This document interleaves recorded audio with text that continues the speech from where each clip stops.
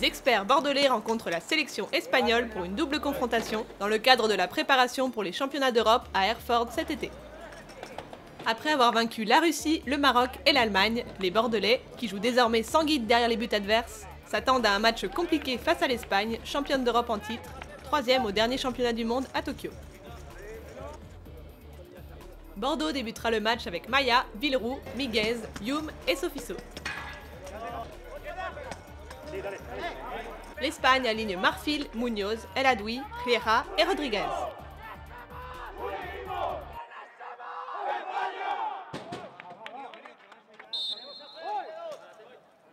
El Adoui au 10 mètres, côté droit.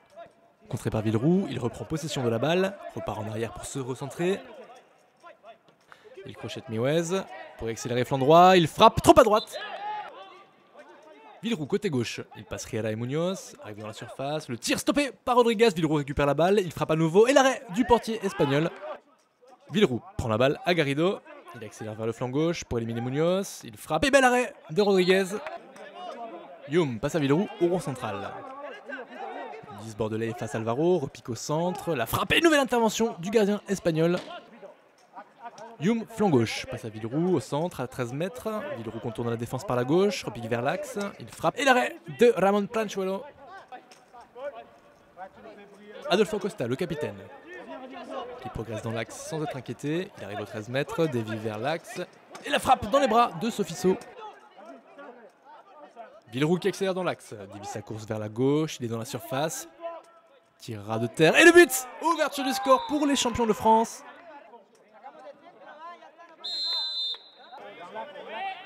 Mika Miguez, longue transversale pour Villeroux à droite. Villeroux qui résiste à El Adoui, crochette Marfil, il frappe et l'arrêt de Planchuelo.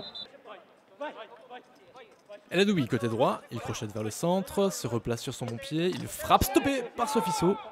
Pénalité de 9 mètres pour Rosado, qui tire bien arrêté par le portier bordelais.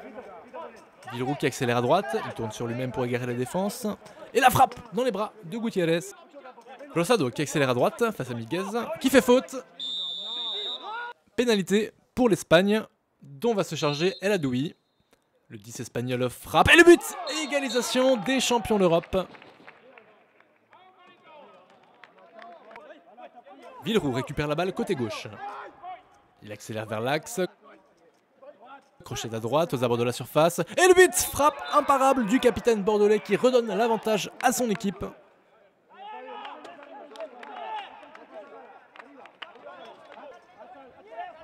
Villeroux accélère dans l'axe. Crochet de Garrido. Lourde frappe et le but! Triplé de Villeroux dans ce match. Corner pour l'Espagne.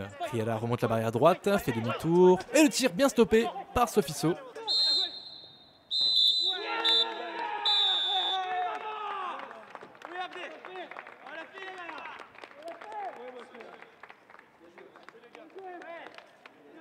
Les Bordelais s'imposent logiquement malgré une vaillante équipe espagnole.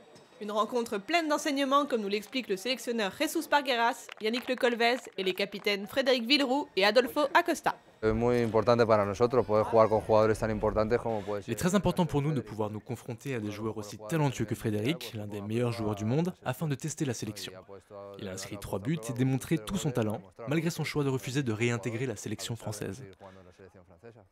J'ai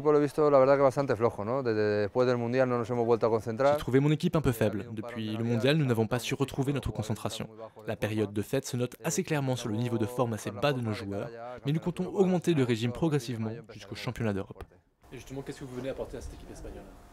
Je dirais qu'on vient lui apporter un jeu différent qui est plus basé sur un jeu collectif, alors que c'est vrai qu'en général, vous voyez plutôt des actions individuelles.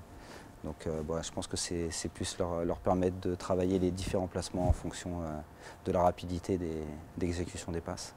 On a su mettre en place des contre-tactiques, donc les presser assez haut, un peu les secouer sur le physique, courir un peu à gauche, à droite, couper leur ligne. Donc je pense qu'on a essayé de mettre en place du jeu collectif aussi. On met des choses en place sur le développement de la discipline, par exemple sans guide.